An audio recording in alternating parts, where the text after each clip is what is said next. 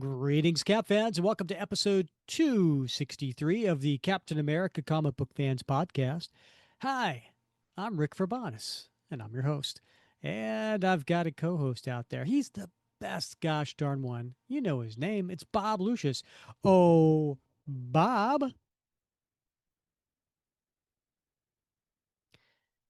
So, Captain America and Red Skull show up at the same Halloween party. Cap says, "You look like death." And Red Skull says, "Thanks. And you look like a costume clown wrapped in a flag and propaganda." I love when old friends can be honest with each other, Rick. Oh, goodness.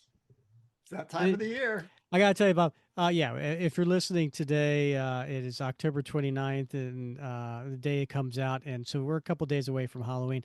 Bob, I got to tell you, man, Yeah. I tried really hard to find a Halloween joke that was like knock knock joke. Nothing. I really struggled. So I went with this really lame thing that I actually ad libbed a little bit on the Red Skull. Oh, it was very nice, though. I liked it. I think it's very appropriate for the holiday, Rick. So Yeah, you want to hear some of these bad ones? yeah, absolutely, I do. Okay.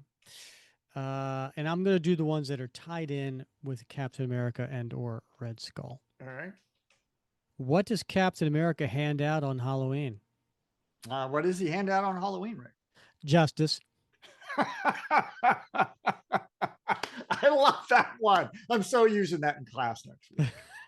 Absolutely. 100%. Well, I made it a little better because it's a play on words. It says, and the answer is supposed to be just ice. Uh-huh. That's a good. Get it? Just, I don't know. Right. All right. Why didn't Captain America dress as Iron Man for Halloween? I don't know. Why didn't he dress as Iron Man for Halloween? He didn't have the medal for it. Didn't have the medal for it. All right. Okay. What's Captain America's favorite Halloween activity? What is Captain America's favorite Halloween activity, Rick? Trick or truth. Oh, yes. It's a play on the values. I've got it. Nice. Mm-hmm. I love it. That first one's killer, though. What's Red Skull's favorite Halloween treat? What is Red Skull's favorite Halloween treat? Jawbreakers. Why did the Red Skull love Halloween parties? Why did the Red Skull? I don't know. Why did the Red Skull love Halloween parties? Yeah, well, it's the one night nobody stares at his face. Oh, that's sad. Don't be skull Isn't it? shaming. I know. Yeah. By the way, I'm skipping the really bad ones. Oh my goodness. Oh, my goodness. Wow. That first one, I can't wait to pull that one out, Oh, the Justice one? Yeah. All right. I'm going to use that one in class. It's got to be better than the one I used this week because I got like kind of one smirk and a couple groans. Oh, what was it? Let's hear it. It was, what do you call a bunch of guys standing in line for a haircut? What? A barbecue. Yeah, you thought that was a good idea? I love that one. I can't wait to tell it at the sports clips when I head over there for a little cleanup on aisle ears. So. You know what? I have saved so much money in haircuts the last several years. Right. Yeah. Well, I just have a little electric trimmer I do myself. And yeah. Works upstairs, downstairs, the whole thing, right, Rick? Let's just say that the carpet matches the drapes, Bob. I don't know what that means. Just go with it. Just go. Yeah, whatever that is. Go with it. Yeah. There's gonna be some comments on that. I know it. Bob, what are you drinking tonight? I am not drinking tonight, Rick. What? I know. I was really torn. I was really, really torn. In fact, if you allowed me to pause, I would go out and get something because I flipped a coin over this, and I was like, I don't have time. I'm running around doing stuff. I think I told you right before we started, I was trying to get my son oriented on his chemistry project that is Mm-hmm. due in a day, and so Mm-hmm. running around with my hair on fire for that. And And wait, and Bob, what was my reply to you about that? sounds like his problem. Yeah. Yeah, right, exactly. Yeah. So I opened the fridge and I looked. I got a BOGO. Uh, I shop at Publix down here. Oh, Uh-huh. sorry about that. The free advertisement there. Anyway, they do BOGOs. Buy one get one. And I've been looking at this beer that they sell for a long time. It's a little pricey. It's like a 4-pack for almost $16 Mm-hmm. for a stout. Oh wow. four Yeah, dollars a beer? yeah, right. And so You I said haven't. four for 16, right? Yeah, yeah. Yeah. Yeah. So I haven't bought any, but it was BOGO, and Mm-hmm. more importantly, they actually had some special limited edition of this stout. So one is like oatmeal cookie stout, and one was cookies and cream stout. Oh wow. So like yeah, no wonder they're giving them away. Well, I Dear was Lord, who intrigued. wants an oatmeal beer? I do. I love an oatmeal stout, and then I thought, well, a little cinnamon aftertaste might be a good thing, to try. So I bought one of each, and they're Uh-huh. they're in the fridge. And so I opened the door and I looked at it and I go, I don't have time, huh? And I closed it, and then I hustled in here because I didn't want to get yelled at. You know what, Bob? Yeah, you know what? We're gonna pause, Oh, are we? and Oh, you're gonna go and all right, pick one. all right, All right, and I'm gonna get a refresher on mine, all and right, we'll come back here and we'll discuss. all right. Fair enough. All right, and we're back. All right, Bob. All Which right. one did you pick? Did you Uh, pick the oatmeal or the cookies and cream? oh, I'm sorry. It wasn't cookies and cream. It was s'mores. So Oh, this is the perfect time of year for s'mores. I don't think I'd want it in a beer, but yeah, I had a s'mores. My wife and I had a s'mores last night. We turned on we got one of those little I don't know. a little gas Yeah, a fireplace little gas outside. fireplace Yeah, outside, yeah, I got one of little those. stones, a little square thing, Yeah, around, and we have some seats. And so my wife and I, we created some s'mores last night. It was nice. It was nice. lovely. Yeah, and How's your beer? we do that a couple times a year, usually in February. But we're gonna try it. Here we go.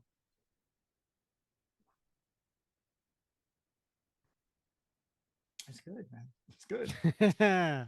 It's What good. does it taste more marshmallowy, chocolatey, or more of the graham crackery? It's a nice balance of the three. So I can definitely taste the chocolate, the hint of Mm-hmm. chocolate, and a little bit of marshmallow for sure, and just a hint of the graham cracker. But it does seem to Mm. balance all three of those flavor profiles. So, All right, good for and it's you. 11% alcohol. So Yeah, and probably I'm going to guess 250 calories. yeah, 800, something like that, probably. I don't. It doesn't. What does it say? I can't read that. They put it so small so you can't. Yeah, exactly. Smart. All right, what do you think I'm drinking, Bob? Would it be cranberry juice and vodka? You would be correct. So I actually ran out of the strawberry vodka recently. So the strawberry infused vodka. So it is. My wife and I are like, here it is. It's end of October. It's Yeah, out of season, so we're going to right. go with regular. So It's out now of I'm it's out of season. yeah.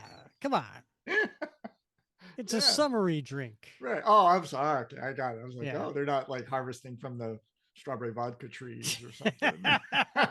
Well, no, I what I we do is we get our normal vodka, and then Yeah. we take the strawberries that we buy at Costco, like the big thing, and we Oh, dice them up and we you put them in a infuse it pitcher, yourself. and we fuse it ourselves. Oh Yeah, my gosh! All right.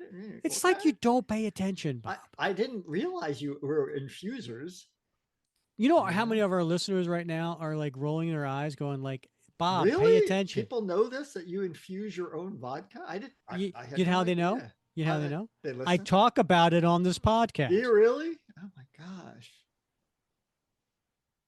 All right. Well, there you have it, folks. All I right, had no now listen. idea. Now the reason I'm bringing up Yeah. drinks tonight is because a little while back I posted in the Facebook group and I didn't tell you about this, but you apparently loved it, and you were the first to respond. Uh, I wrote, if our podcast was a drinking game, yeah. Oh, I love this one. Yeah. list the times you would have to drink. And you were the first to reply, Oh, yeah. and you wrote, when Rick says Munster. Of course. Yeah. um, Oh, yeah. yeah. There were a Shall lot of I good shall I answers. read some of the other replies? Oh, yeah. Please do, because some of them were great. Yeah. James Foley, who was not Yeah. a guest on the show not too long ago, he said, when you go on tangents, and Oh, then that's and then rare. he posted a little image of an old man going, I admit that I am very, very drunk. And Tom Boyd replied to James, there's only so much booze in the world. Right. Yeah. Oh, by the way, uh, at work today and yesterday, I'm leading this workshop, um, and with another, I have a co-facilitator, and we had different roles, and there's a timekeeper role, right, Bob? You would have loved Yeah. that, Yeah. Love and then there timekeeper. was a tangent buster role. Where Oh, if someone goes on a tangent, you're supposed to yep. say, "Hey, let's put a pin in Nice. that." I was assigned that, Bob. Nice. That's the irony of that. Yeah. I know, right? Yeah. Good training, though. Yeah. Yeah. Mark Domeyer wrote, every time Bob Lucius chuckles, Yeah. I That's wouldn't it. make it through an episode. Yeah. That's what I do. I chuckle. Yeah. You gave another reply, Of course. and you said, "Oh, and when Rick says, quote, could you describe what she's wearing, Bob?" I have a feeling I'm going to hear it tonight. Yeah. Yeah. Grab Ball comments to you, Bob Lucius, double shots whenever Rick pushes you to say skin tight. You know what's great is some of those comments, how attuned in people are to the conversation, right? Absolutely. Yeah, Absolutely. it surprised me a little bit, but it amused me. Seth Offenberger says Mike Zeck. Makes Take a shot every time someone says Mike Zeck. Grab Ball also said antimanium. antimanium, yes, that mysterious metal, yes. And they also said whenever Bob Lucius mentions doing research for an episode. Well, that's a rare thing.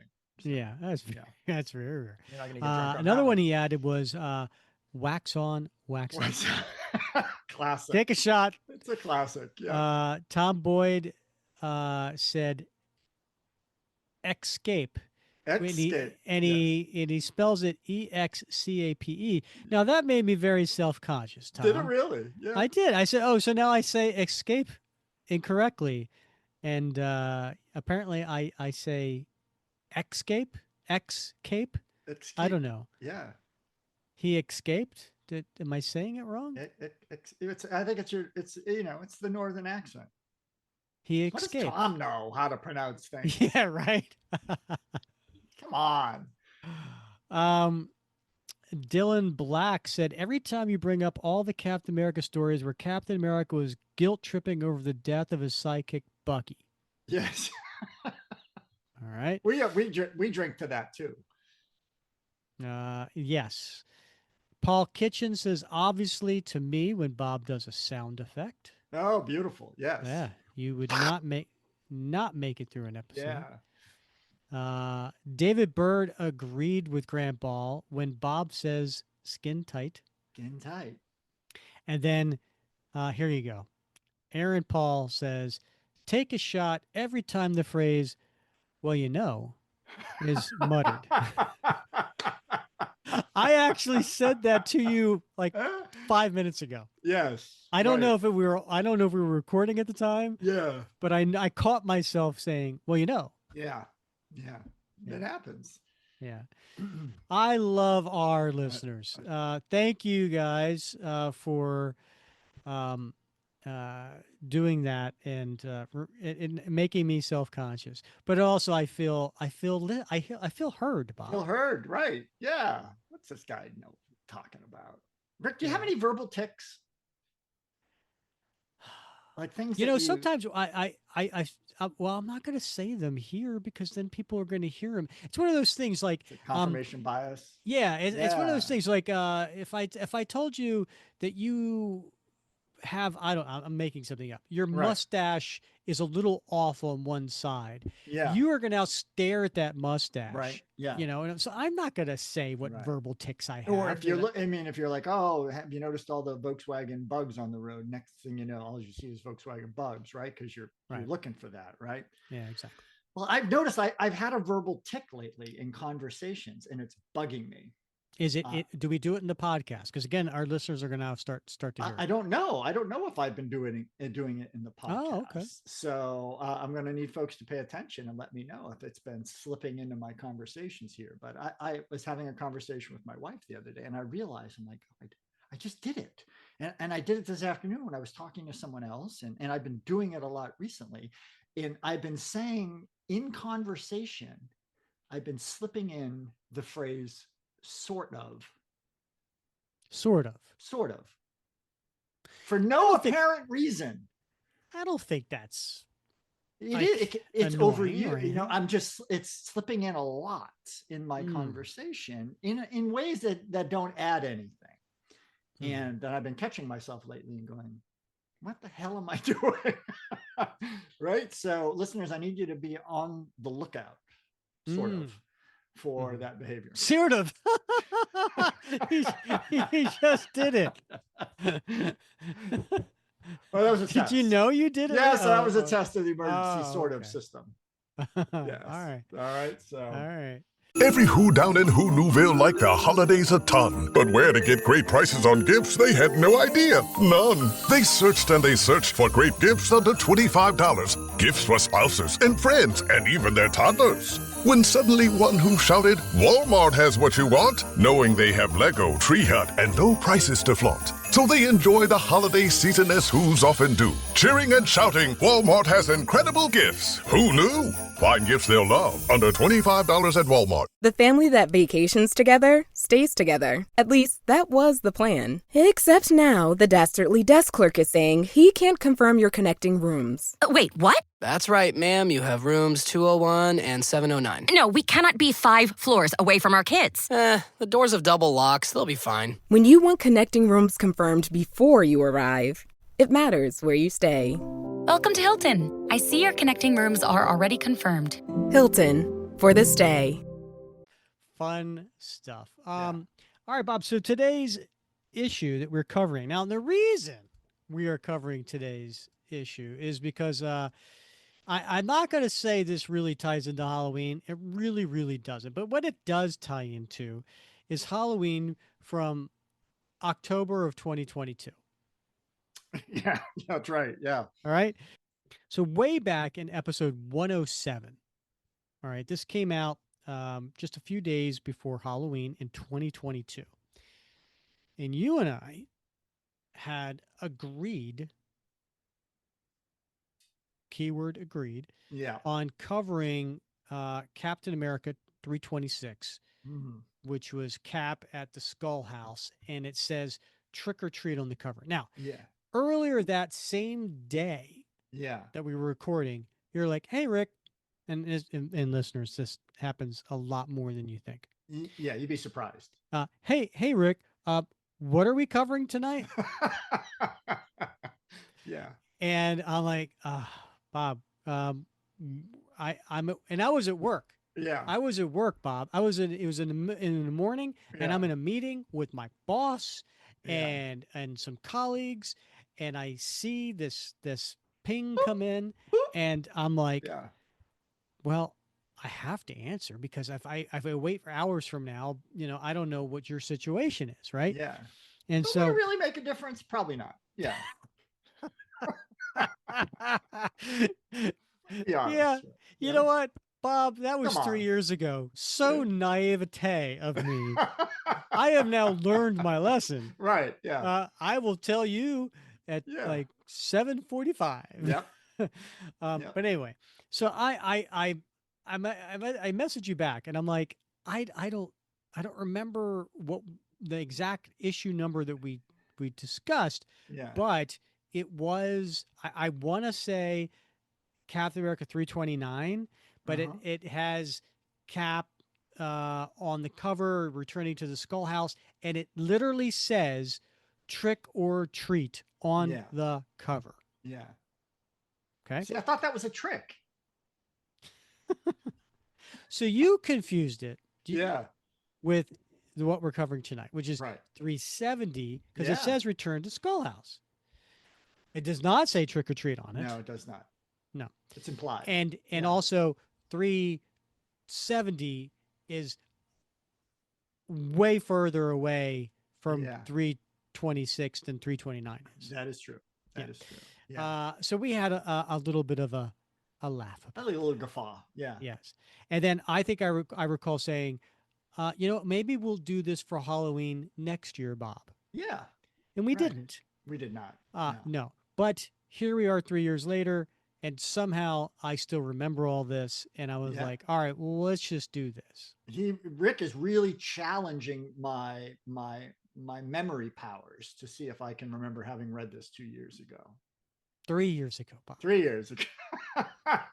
I'm challenging your math as well, apparently. Yeah, the math, memory, whatever. Yeah, absolutely. Also, I do think it's fair that people don't know how the sausage is made, but we don't record these necessarily sequentially, and so it is confusing to an older gentleman like myself. They get it because they come out non-sequentially. Right, sure, yeah, but I mean, like sometimes we'll jump around 263. Oh, that's true. We do that. Yeah. We'll do 261 and then we'll do 265 and then back and forth, and then you edit them and get them out on time. So it's very confusing to someone like me, So, yeah. Yeah. I'm just glad you show up, Bob. Well, me too, to be honest. All right. So, all that said, today we're covering Captain America 370. Which came out in 1990. And it had a cover date of May 1990, but a release date of March 6, 1990. And the creators for this, writer Mark Gruenwald, who had been on the series for quite some time now, penciler Ron Lim, inkers Danny Belandi, colorist Steve Busolato, letterer Jack Morelli, and editor Ralph Macchio. I'm waiting. Wax on. Ah, there we go. Why not start playing the game now? Why not? Yeah. Hey, wait, you chuckled. I should drink. Everybody wins. Bob, do you want to take us, the listeners, through this Ron Lim cover? Yeah, it is a spooky cover, Rick. It is appropriate for Halloween, right? Because we've got Cap and Diamondback, and they look like they're on a misty moor. Now, I don't think we're in Scotland, but it does look like this could be Greymoor Castle for all we know, right? Because way off. No, we do know, Bob, because it literally says "Return to Skull House." There's true. No confusion. There's Bob. no confusion. Good point. But if I couldn't read, Rick, I could be confused by the motif here. It says, in the distance on this misty moor is a big house, an estate house, with the lights on. And you can see those lights lit inside through these very tall, almost, stained glass type windows. And Cap and Diamondback are facing away from us, and looming in the distance is a floating head of the Red Skull, grimacing toward them. It's a very spooky cover, Rick. I do like Ron Lim's Red Skull head.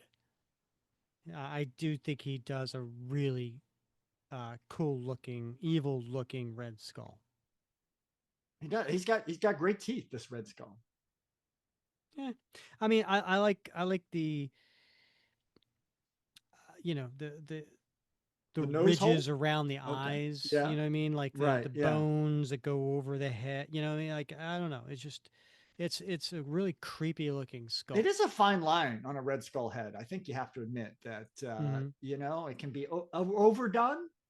Like there's some Red Skull heads that are overdone, I think, Yeah, and some agreed. that are a little plasticky. But to get that nice balance, I think it really makes a difference. Hmm. I would say it's very similar to what Mike Zeck does. Oh, Oh, drink. there we go. Thank you. All Love this game.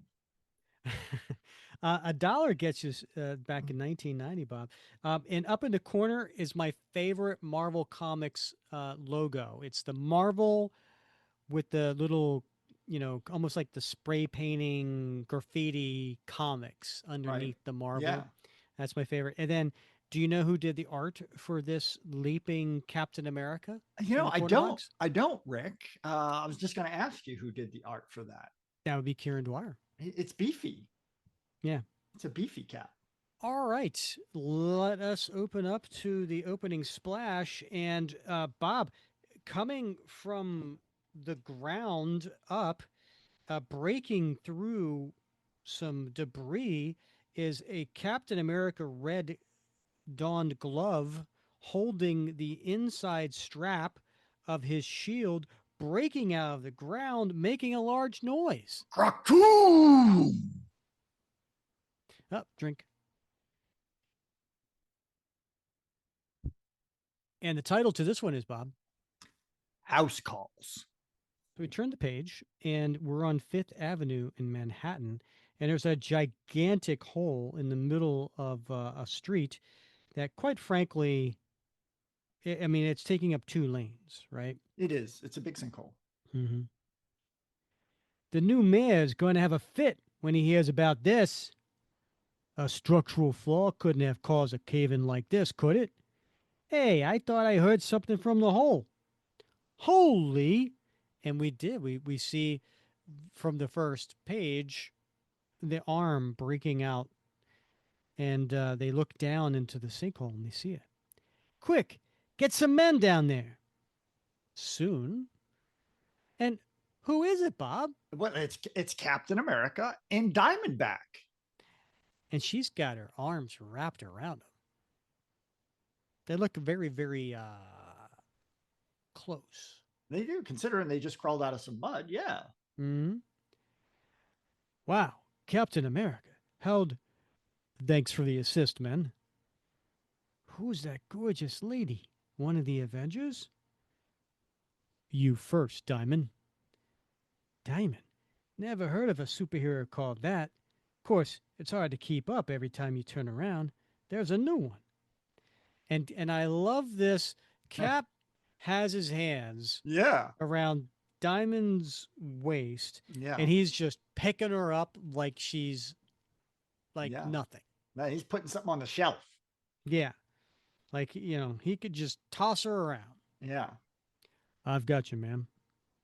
And what would Diamondback has worn different costumes over the year. What would you say she's wearing, Bob? Well, she's got that pink skin tight. Oh, wait, drink.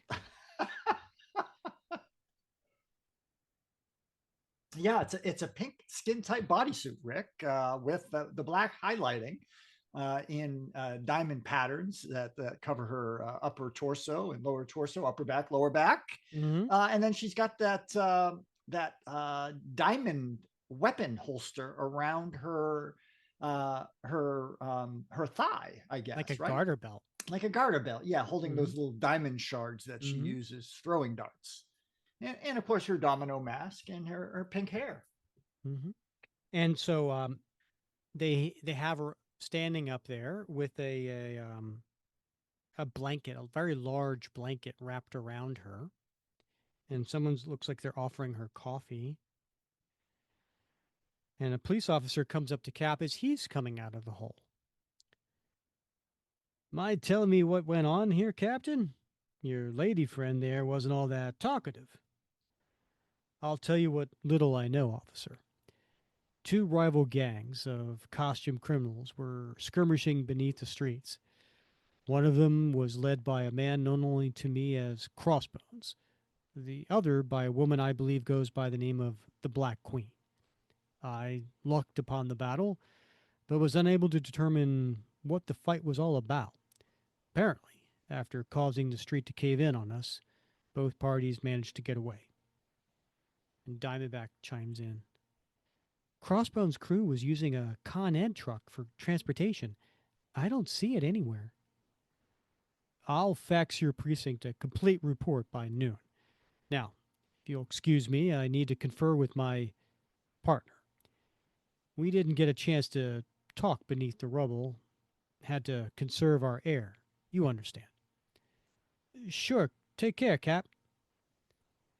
Your partner? You called me? Do you mean it?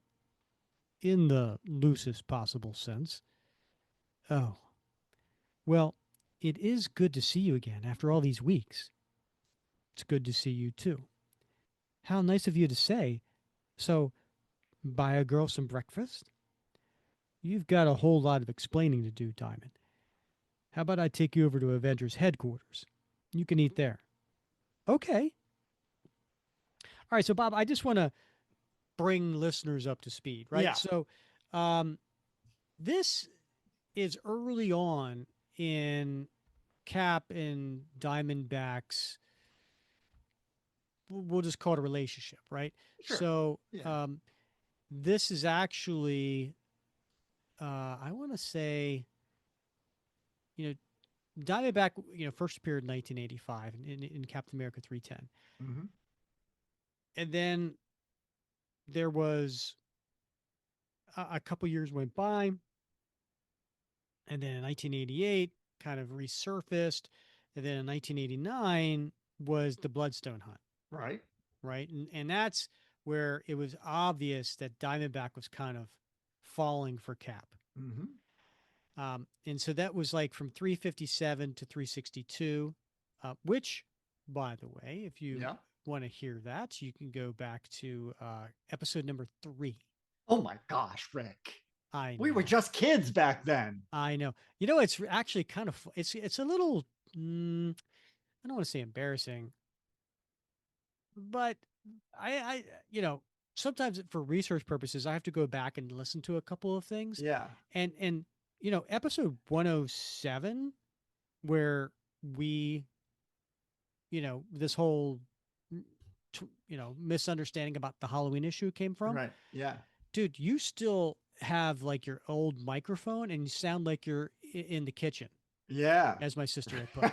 That's right. Yeah. Right. Yeah. Yeah. I mean, and that was episode 107. Yeah. Bob. Yeah. I mean, I'm afraid I don't even want to go back and listen to episode 3 or 4 or 5. I mean, you're so polished now, Rick. I mean, you're like a professional. I'm the same. But yeah, I mean, that was a long time ago.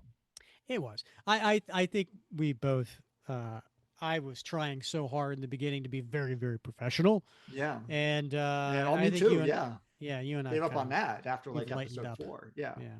Once we realized we didn't have any listeners anymore, it was like, it's just the two of us talking. I think the thing that drove it home was, when we realized that people just wanted to hear two fans having fun. Right. And it'd be part of that fun.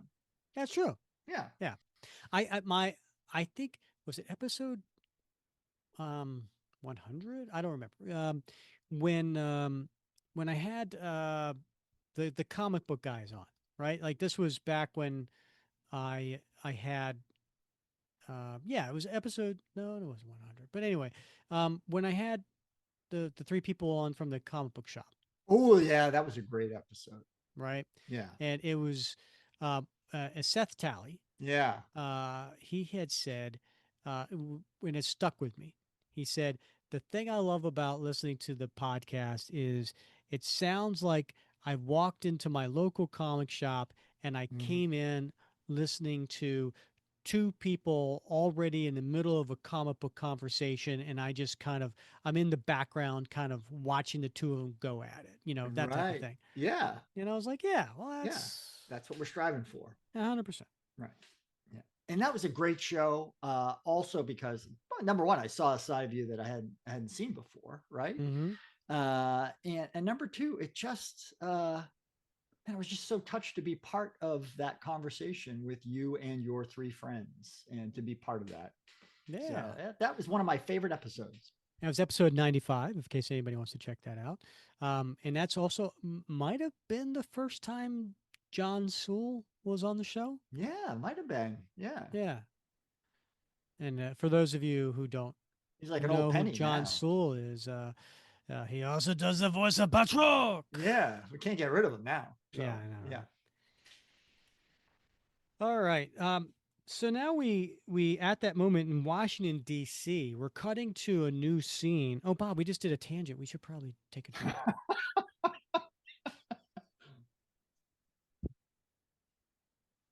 You're gonna run out. I'm gonna need to open another one. That's why that's why I go with these really big ones. Yeah, You glad know, it was a last BOGO. me- I yeah, couldn't last afford this otherwise. So we cut to the top of a building in Washington D.C. and there's a helicopter pad, and we see a few characters coming off of the helicopter pad, and essentially, it is Crossbones. It is Mother Night. It is Machine Smith in the body of a sleeper, and the sleeper is holding the voice. Probably should explain some of this, right? Yeah, that's a lot. That's a lot to unpack. I think most of our listeners know who Crossbones is, right? Yeah. I think we're good there. So, but I will say for Crossbones, he first appeared in Captain America 359. So it's not like he's been around for a long time. This is 370. So he's only been around for half a year at this point. Right. That's a good point. Because he debuted in October of '89, and this is May of 1990. So really, maybe it's like 8 months or something. Mhm. So so he's still a relatively new character. Now, Mother Night, on the other hand, she was originally introduced in Captain America 123 back in 1970, and I think she was introduced as Susan Scarborough. Susan Scarborough was the woman who was working for the Red Skull, and he had a baby with this other woman, and it ended up being a girl, Cynthia Schmidt. Right. And he was going to toss her over the cliff, but Susan Scarborough said, "No, let me raise her in your evil glory." Yeah, to be evil. Yeah. Right. Yeah. And so, but that was the last time we saw her. And then jump forward 19 years later in Captain America 356. And so she was in that story. I think it was a 3-part story, 356 through 3. Anyway, she was. She's now Mother Night, and then here she is. This is only her 5th appearance, Bob. Wow, and you think about that, right? Because a lot of these Crossbones, Mother Night, they're core, sort of second tier villains in the Cap mythos. But this is very early on for both of them. Yeah, exactly. Yeah. And then Machine Smith is a human soul that kind of zaps around inside different robotic things that he controls. Yeah. So that's why he's inside the sleeper. And then the voice. Bob, who's the voice? Jason Cragg. Right. Yeah. And he has the ability, whatever he says, people have to kind of follow. Yeah. I love his origin story, right? He gets atomic particles hit his microphone and change his vocal cords. It's just so goofy, but awesome. What an awesome power, right? The power of suggestion. And don't forget, he commands you to wank. Wank. Yes. Do you want to explain that to the listeners who don't get the reference? Yeah, that was gosh, what episode was that we covered that story? And you made me a T-shirt with that panel. I think it was that was in the Acts of Vengeance story, right? Okay, yeah. Right. So we covered Acts of Vengeance, at least three issues of it, 365 through 367. We covered that back in episode 110. Yes. All right. Well, you made me a T-shirt. I can't I remember if did. it was it Christmas It was a or Christmas, yeah. yeah, a Mhm. Christmas present, and it has that panel extract on the T-shirt. It is one of a kind. It really is. No one Yeah. else has that T-shirt. No one else has that T-shirt. All right. So now on the next page. Oh wait, that was a tangent. We should probably Oh talk. my goodness.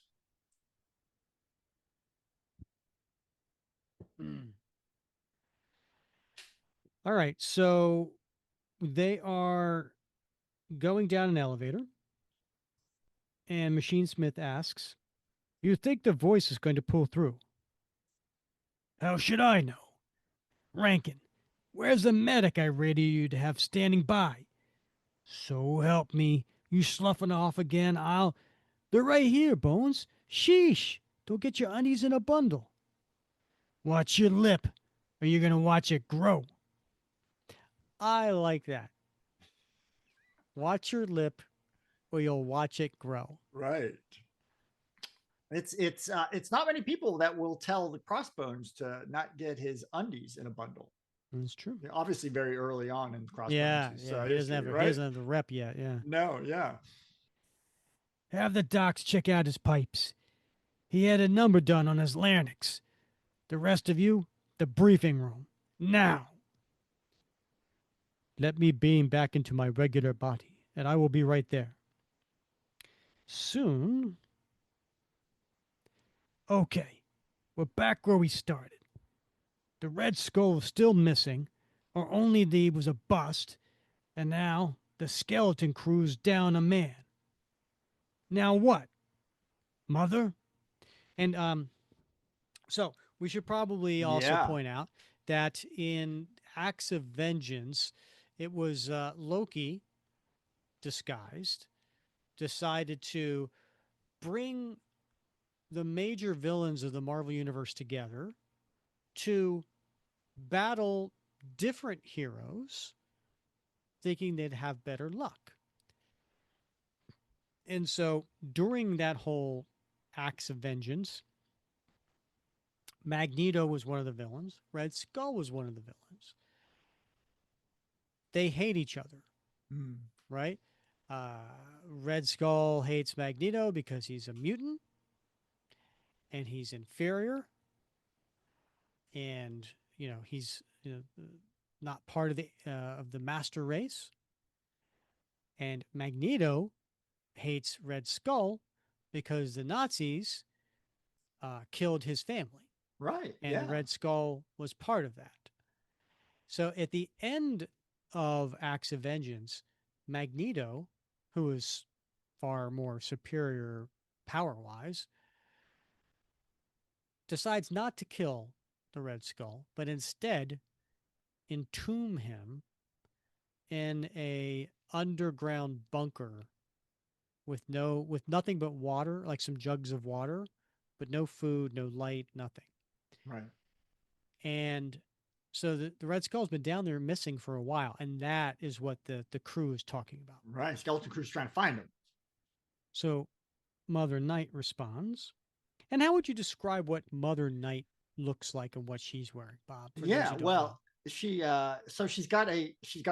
dresses in black, obviously Mother Night. It's part of her shtick. And she has a black skull cap, a black flowing robe that covers her whole body, that makes it so that you can't see her body, right? So she's the exact opposite of a Diamondback. And then she's got these very large curved shoulder devices that are concave, so almost looks a little bit like wings on her shoulder, but they're very pronounced. Mm-hmm. And I also think you may have left this out is that the whole title Mother, Yes. she looks almost to be almost like a nun. Yeah, exactly. Mother Right? Superior. Right. Yeah, right.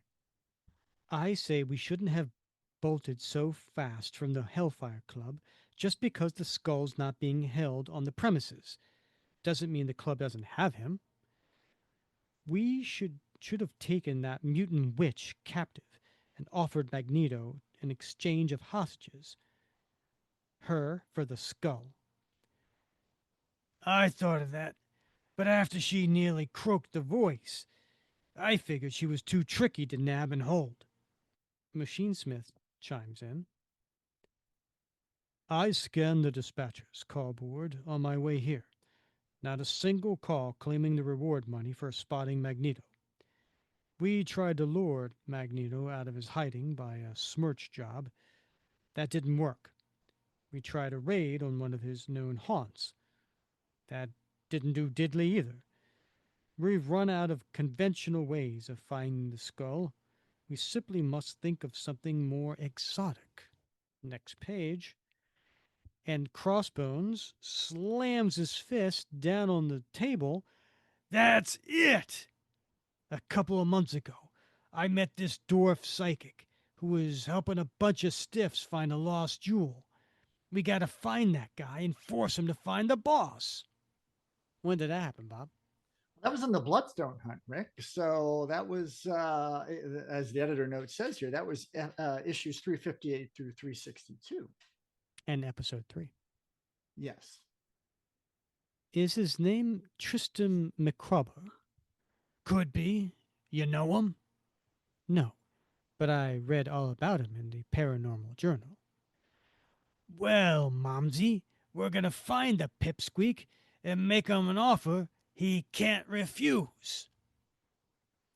Elsewhere, we see Captain America standing behind Rachel, and he's taking a blindfold off of her. Here we are. The Batcave? I like that. Nice. No, silly. The Avengers' temporary headquarters. You remember what happened to our other one? Yeah, it sank. Now then, let's get our business out of the way. When I got your message about info on my skull-faced enemy, I assume you meant the Red Skull, not Crossbones. That's just it. I did mean him. Crossbones and Mother Knight and the rest are all working for him. Friends of mine heard that the Skull's people were looking for Magneto for some reason. I knew that Magneto had some connections with the Hellfire Club, and all I meant to do was tell you about all that when I happened upon Crossbones and... Oh, and who is it, Bob? It would be Jarvis. He looks different. He does. He's wearing an eye patch. You might think that was Nick Fury serving coffee. But why is he wearing an eye patch, Bob? Well, he was beaten pretty severely recently. Yeah. And with the Masters of Evil. Excuse me, sir. If you'd care for some real coffee instead of that automatic swill that Master Fabian insisted be here. Thanks, Jarvis. You remember Diamondback? Certainly, sir. Good morning, madam. Captain, may I be so bold as to remind you of your appointment with the architect at 10? Oh, yeah, thanks. See if John Jameson will keep Diamondback amused till I get back. New Orleans later that day, and we are looking at the office of Tristan McCarver, psychic investigator. Rest assured, Mrs. Devereux, you have nothing to fear. Your son is alive and well. Let me see if I can pinpoint precisely where he... My God! Mrs. Devereux, you must excuse me. And then all of a sudden the door opens and it's... Who is it, Bob? Oh, it's Crossbones. Beat it, Grandma. Oh. I'm Crossbones. She's Mother Knight. You're gonna help us. Your aura is familiar, sir. You had something to do with the Bloodstone hunt, did you not? Right on the money. How did you get down off that mountain? Anyway, Pee-wee. Captain America airlift me. You said you wanted me to help you. I read events, not minds. You'll have to tell me what you want.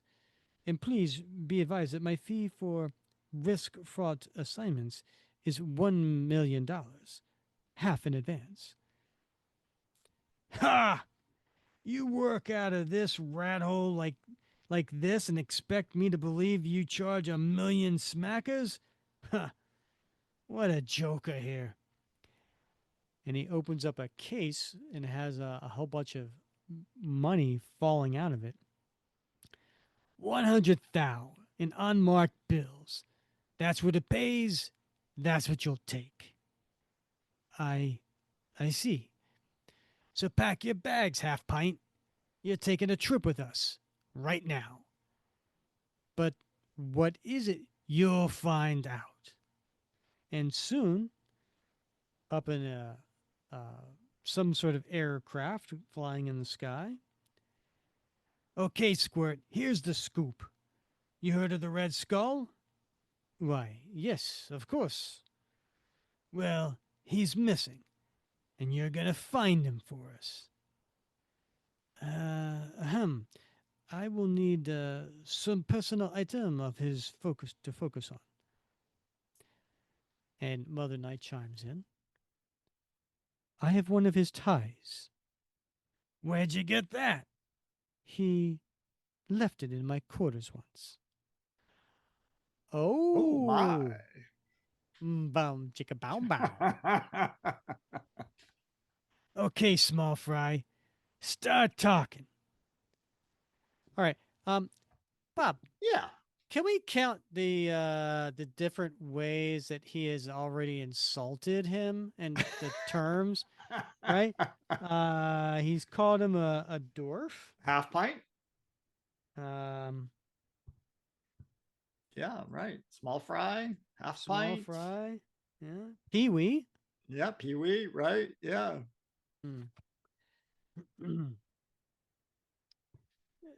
Dark, clammy, cool earth. He's been buried. What? He's dead? No, alive. He's been buried alive. If you can't lead us to him, Shorty, you're gonna wish that's all we do to you. Next page. An hour later in Bergen County, New Jersey. Is that near you, Rick? It's not too far, my friend. It is. Yeah. I would say maybe an hour away. Okay. Yeah. This is the place, huh? Well, lead on, macabre. I can't go further. This place reeks of death.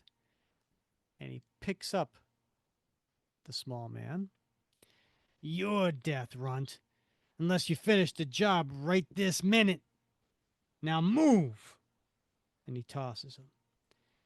And he starts to kind of quiver and his voice shakes. I am most egregious situation. No way out. Oh, that I was never cursed with a second sight. Oh, he's here! And then he grabs his heart and he falls over face down. He's either had a heart attack or fainted. I am no doctor. No matter. He did say the boss was here, didn't he? And he takes a pickaxe, right? And he chops at the ground. I got tank. I hit something metal. Looky here. Neath the side is a door.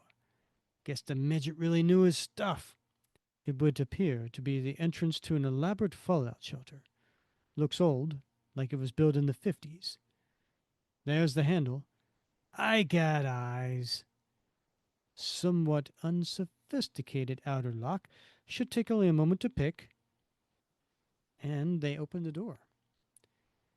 Give me a hand. I'm going down. And when he says, give me a hand, Bob, what does he mean?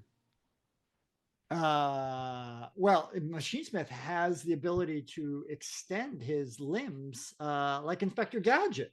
I was thinking Inspector Gadget. Were too. you? Oh, yeah, totally. And it's very dark down there. And so Crossbones has a flashlight. Boss, you down here? Boss! And what does he see?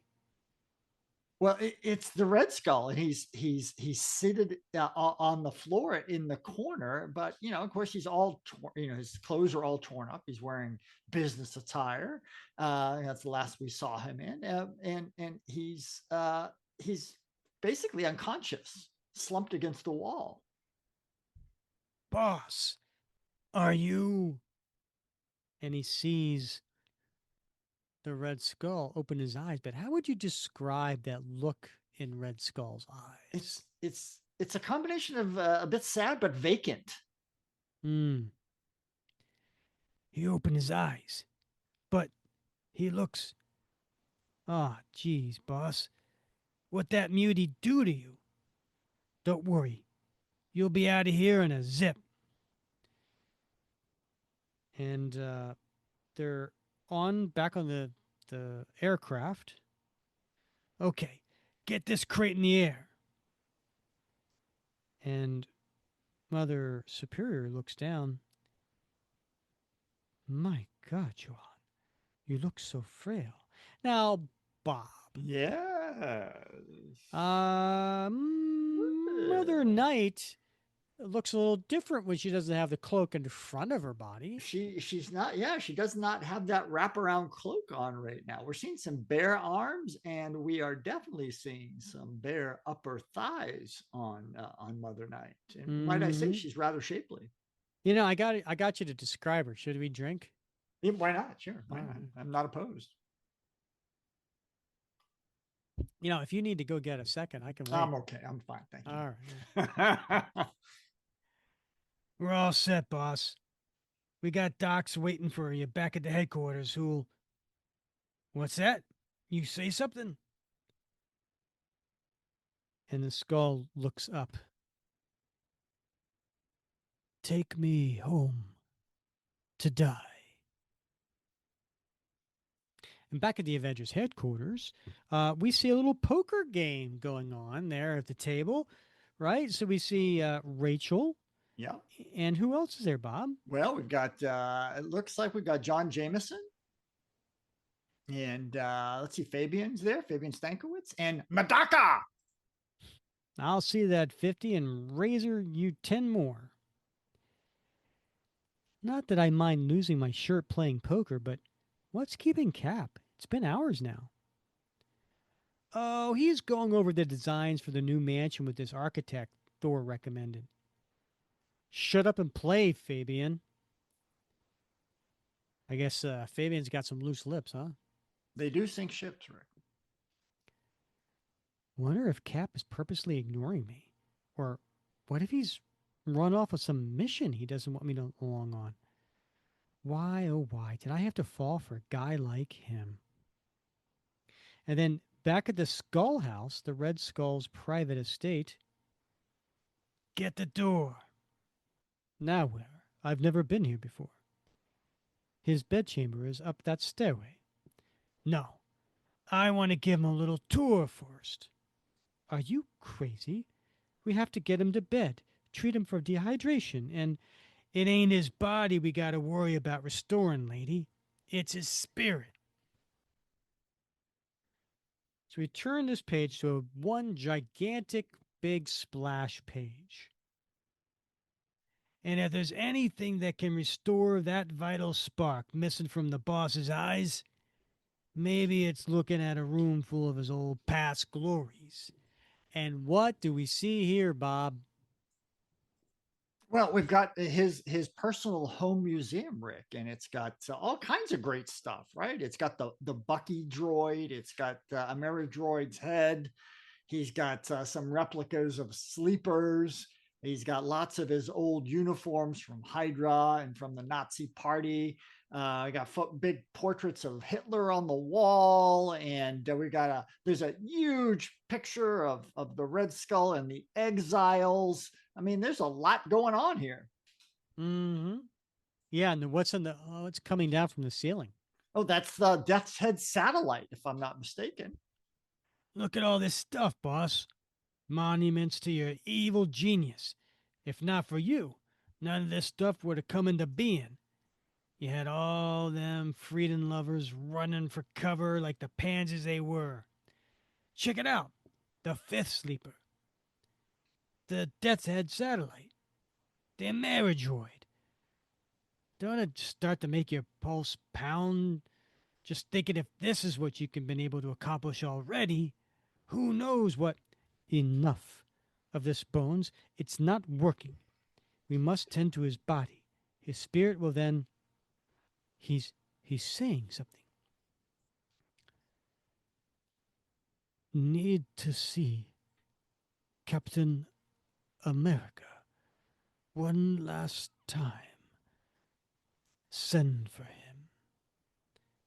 And then he passes out. See, he's gone over the edge. He doesn't know what he's saying. Imagine wanting to see your greatest enemy when you're in such a feeble state. We gotta do what he says. He's the boss. Back at the Avengers headquarters. Sorry this session had to be such a marathon, Mr. Masterson, but it's very important to me to get our headquarters rebuilt. And it's rare that I get this many hours in a row without some emergency cropping up. I fully understand, Captain, and if I have to tell you that working with you on this is not only one of the most interesting projects I've ever done, but my son's been in all of me since I told him about it. Please give him my regards. And he shakes his hand. Will do. See you on Tuesday with the finalized plans. Phew. In certain ways, that was more wearing than a couple of rounds with crossbows. Wonder if Diamond's been driven to distraction by now. I'm back.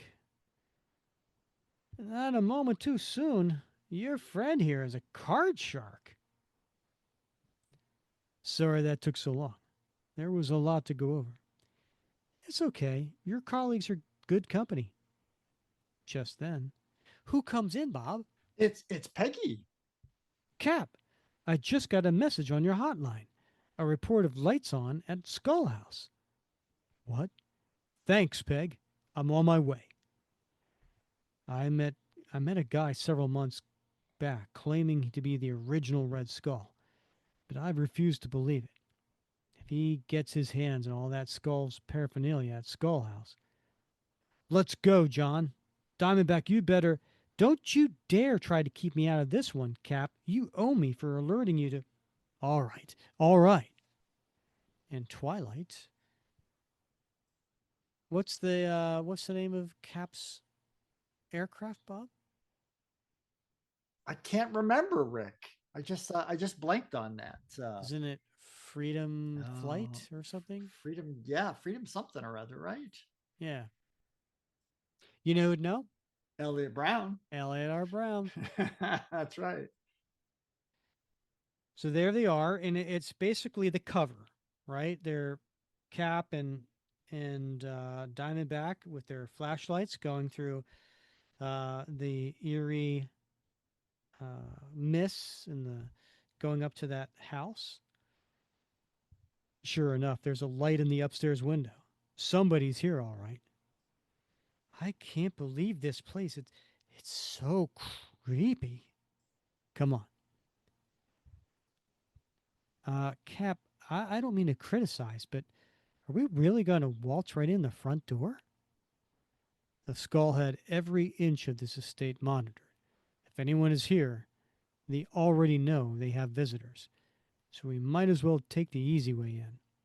And what's interesting is we transition to a monitor of Cap and Diamondback talking. So we go from a live version in front of the door to looking at them from the door on a video monitor screen, and it's Machine Smith monitoring this. It's also a very 1990 style video monitor. Yeah, very much so. Yeah. If you want, you can search the grounds while I... No way. I'm sticking to you like glue. All right. Just be careful what you touch. Booby traps around.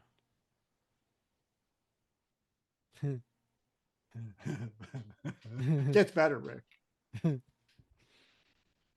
And Machinesmith reports to the Red Skull's room on a monitor while the Red Skull is laying in bed and Crossbones standing over him.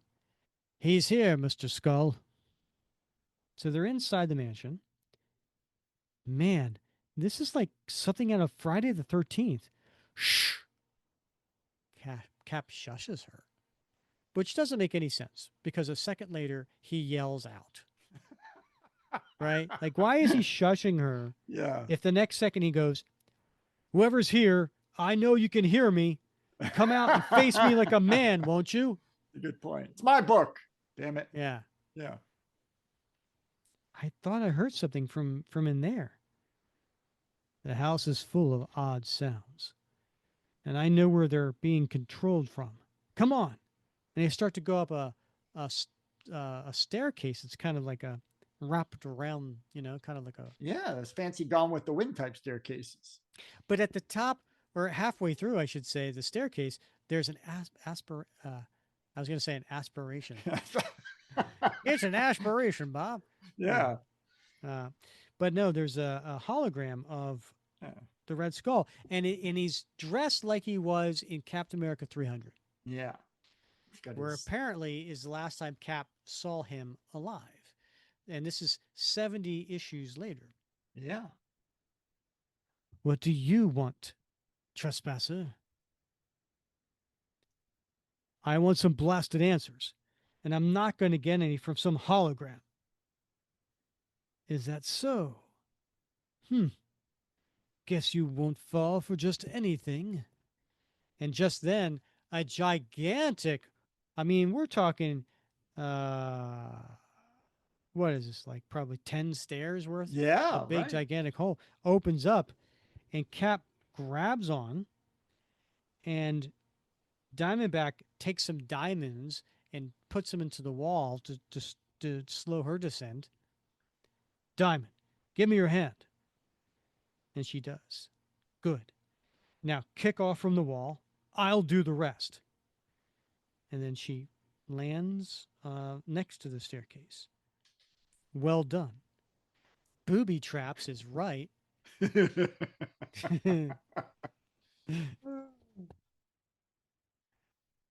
skull hologram is gone, and so is the easy way to get up the stairs.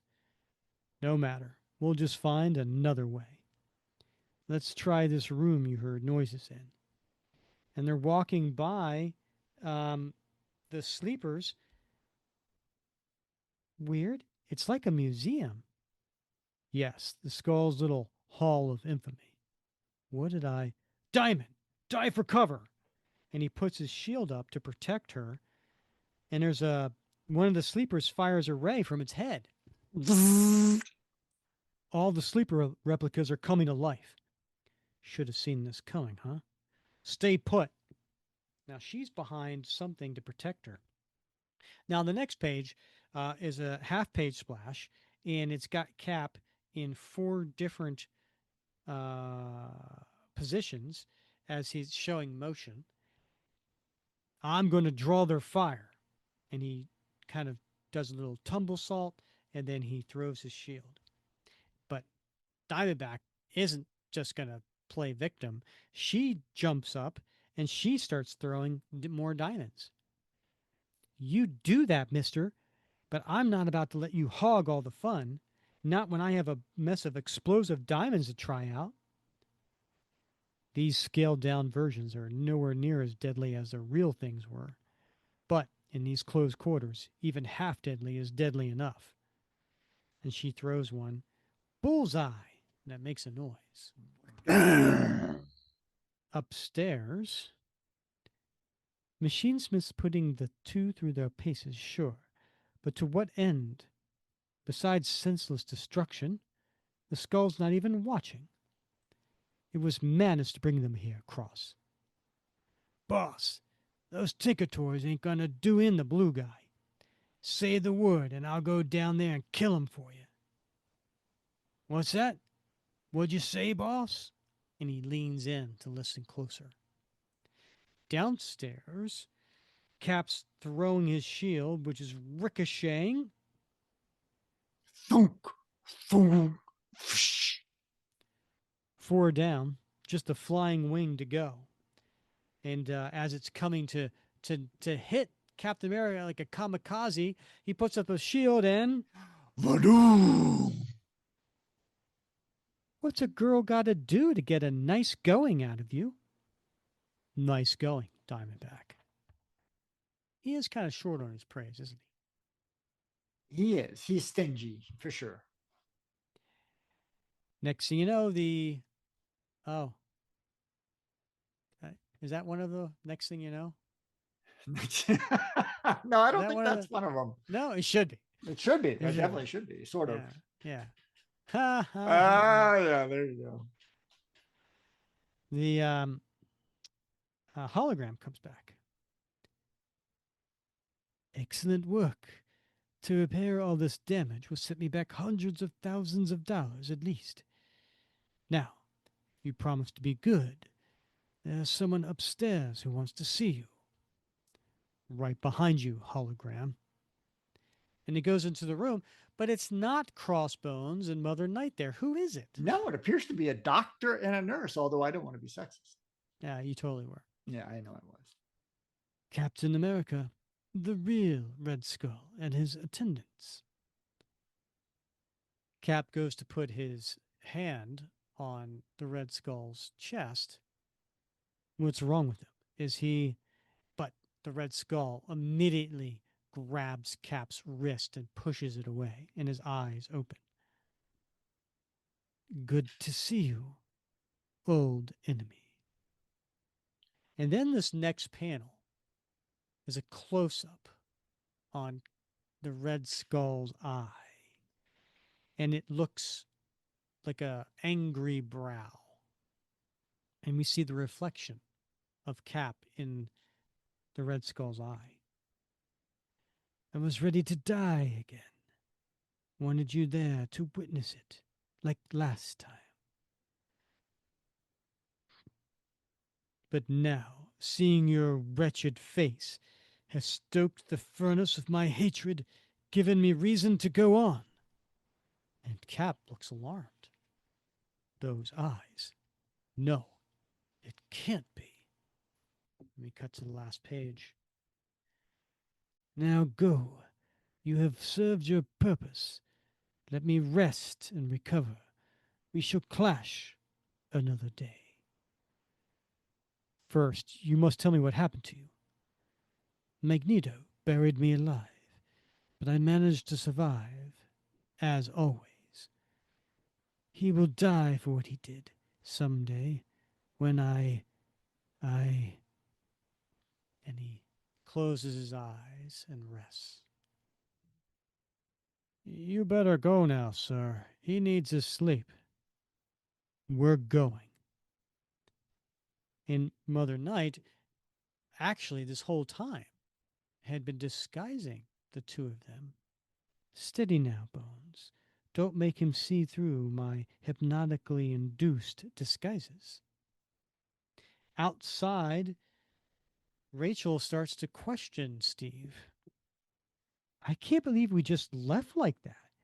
If that's a Red Skull, you should bust him while he's weak and can't resist. Unless you don't think you have enough evidence to convict him.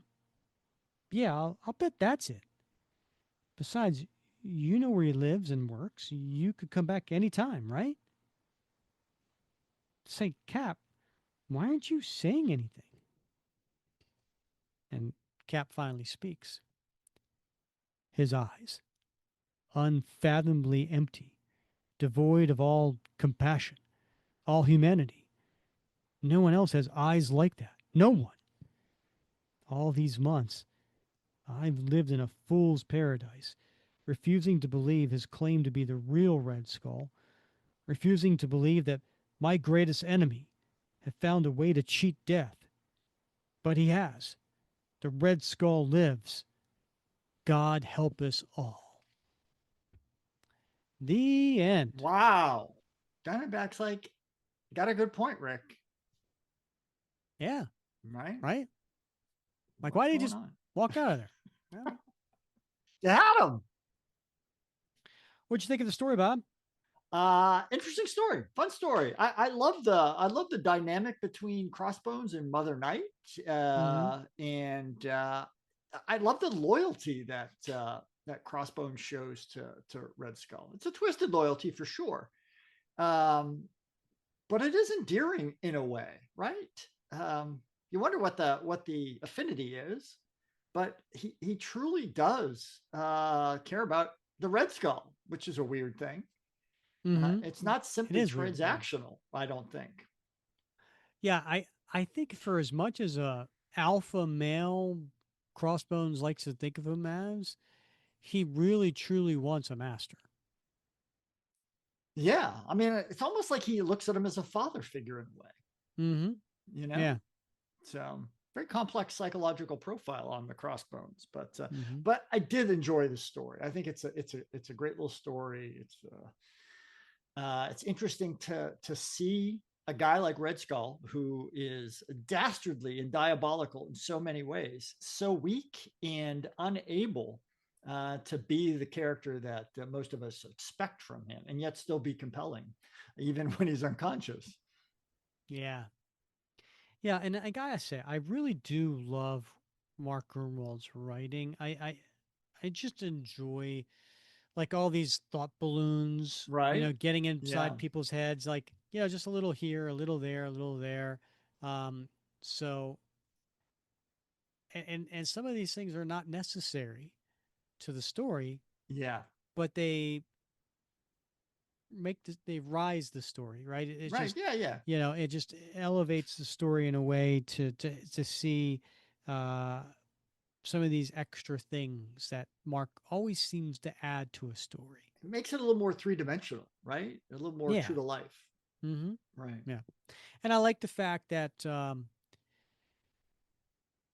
I think is in this point, for those who maybe were not sold on Diamondback as a romantic love interest, maybe this issue finally shows that she can be the yin to his yang, Yeah. right? She challenges him, right? Like she pushes him in a way, like she calls him out, Right. like, Yeah. like, hey, what does it take for a girl to get a nice job, Right. or Yeah. he goes to run off on the mission. And she's like, no, you're taking me, Right. you owe me, and we're going to do that, or, hey, how about, you buy a girl breakfast? Like, like she's, I think at this point in the relationship, I think some of the doubters maybe are seeing something in her. At least I did. Yeah. We've seen that before with like a Bernie, but Mm-hmm. only towards Steve, Right. right? And this is like Cap, and nobody pushes back on Cap like that, especially a female character. Mm-hmm. But as much as she's into him, you're right. She also calls him out and treats him like an equal. All right, Bob, you go first. What was your favorite panel? Oh my goodness. Well, I am definitely going to have to go with it's around, I think around page 13, Rick. I got to go with the museum full page splash. Mm. Sounded painful, whatever it Mm. was, but I love Mm. that. And you remember we talked quite a bit. I can't remember what issue it was, around what, 10, 11, 12, somewhere around there in the Remender run, when Steve brought Jet home and he Mm-hmm. had his own little gallery in his like place. Remember Mm-hmm. that? And Mm-hmm. there was one uniform we couldn't quite make out. We didn't know what it was in the back left corner.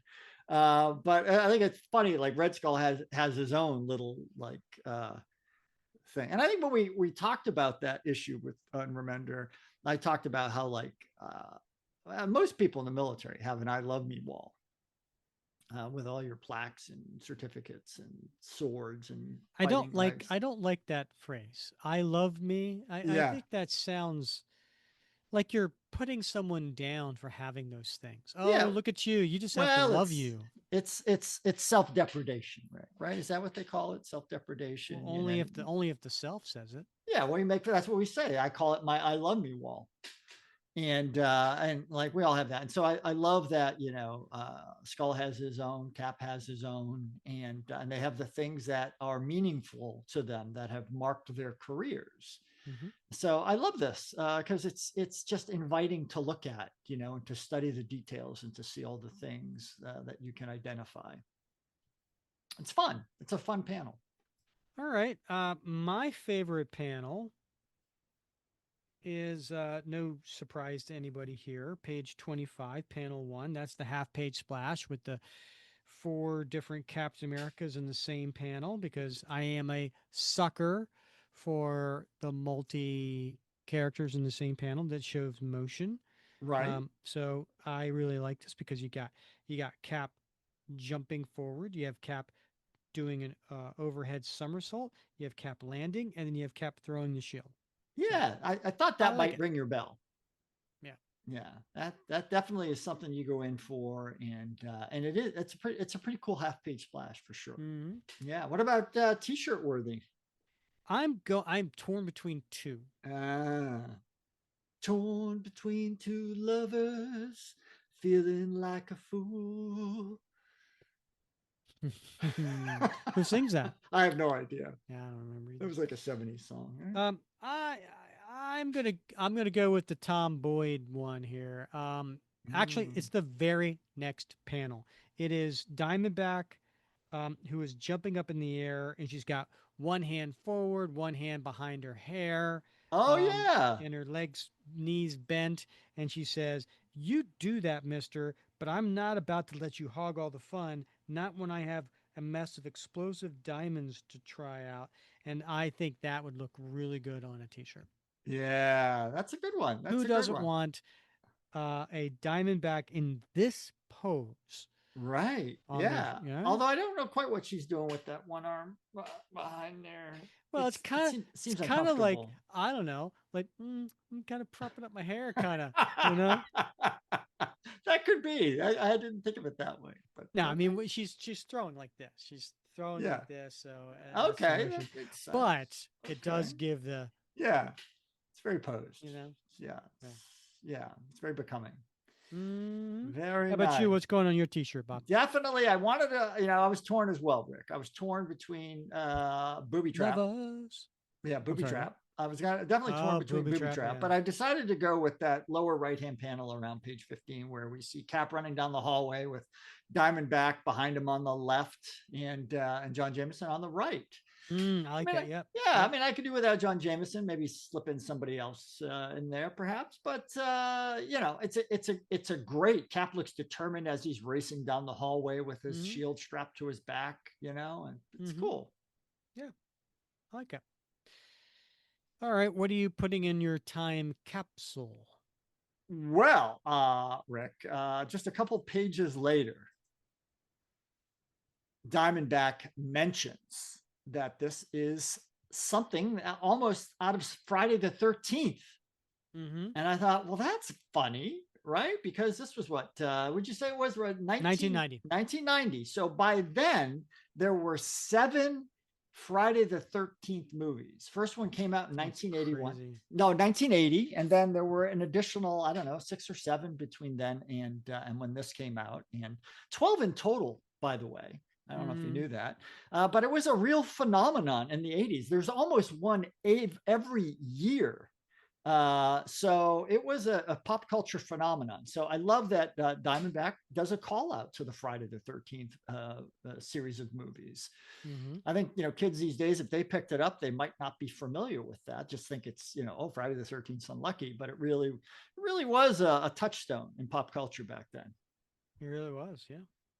Never really watched any of them. No, I just like I think it was. I don't like slasher films. I like suspense movies. Yeah, I don't like slasher. I don't like the jump out gore. I don't like any of that stuff. I think the real selling point of the Friday the 13th movies was the boobies. Yeah, a lot of gratuitous nudity in the Friday the 13th movies. So back in that time frame, you would think that I would have wanted to see that then. And how about what's going in your time capsule? Well, it was going to be that big gigantic splash on 16, which was the museum. That was my time capsule. But you took it. All right. Well, there's the low hanging fruit, of course. Which is what? What is it? Isn't in this like the confirmation that Red Skull's still alive after? Yeah, I mean, I'm just going to go with this is the very first time that Diamondback met the Red Skull. Oh, there you go. I thought you were going to say this is the very first time we have confirmation that Susan Scarborough and the Red Skull had gotten it on. We didn't get confirmation. Well, It was alluded to. Well, I think we know, Rick. Yeah. Come on, we saw those gams. Mm-hmm. You know, Red Skull can't He resist left those. his tie He left his tie. on the doorknob. There you go. It's easy to forget as you're walking out. Uh-huh. Yeah. So, All right, Bob. Well, this has been a lot of fun. I hope our listeners are all nice and toasty right now, have a good buzz going from the drinking game. yep. I would love to see if we left anything out. So put your comments in the Facebook page and let us know if there are any others that we should add to the drinking game. And that's always a lot of fun. Also, we love your comments. So whether it is on the YouTube episodes, whether it is on Spotify, it's been a long time, Bob. I mean, we're talking over a year since we've had a 5-star review listed on Apple. So, but we love the comments. So please make sure you do that. And if you're interested in supporting the show, if you feel like getting a new episode every week is worth the price of one comic per month, then check us out on buymeacoffee.com/cap comic fans. And there's a link in the show notes as well to learn more about not only how you can support the show, but also all the cool perks you get for being a patron. Bob, any final thoughts? No, that was super fun, sort of. And I'm really looking forward to next week. All right, Bob. Happy Halloween. I hope you have a lot of fun at your annual activities. What are you wearing again? I know you told me. I'm sorry. I don't know if I'm going to wear anything this time, but I did order a new supply of glass test tubes for my beverage dispensing operation that I do for adults on Halloween. So they just came in today. So very excited about that. All right. Well, if you're down in Naples, Florida, make sure you check out Bob for Halloween. All right. So for Bob Lucius, I'm Rick Verbonis, and thank you for listening to another episode of the Captain America Comic Book Fans Podcast.